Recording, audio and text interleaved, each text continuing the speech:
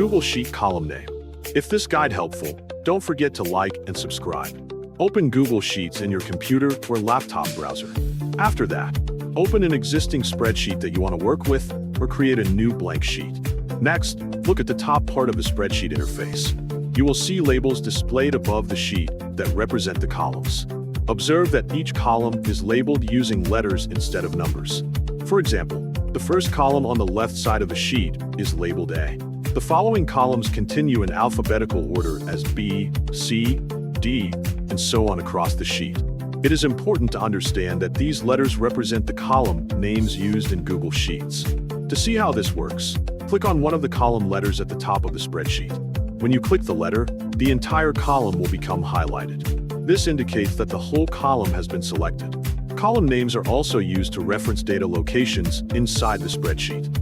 For instance, if you see the cell reference A1, it means the cell is located in column A in row 1. Similarly, the reference B2 means the cell is located in column B in row 2.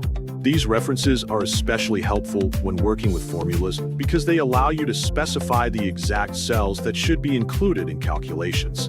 To see another example, click on any cell in the spreadsheet and then look at the cell reference box near the top of the interface.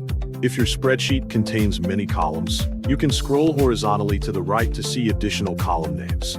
After column Z, the naming system continues as AA, AB, AC, and so on. This structure allows Google Sheets to support a very large number of columns in a single spreadsheet. You can also adjust the size of columns to make your data easier to read. To do this, place your cursor between two column letters at the top of the sheet. Then click and drag the column border to change the column width. If you need additional space for data, you can insert new columns. Simply right-click on a column letter and select Insert Column Left or Insert Column Right. A new column will immediately appear in the sheet. Finally, continue working with your spreadsheet using these column references.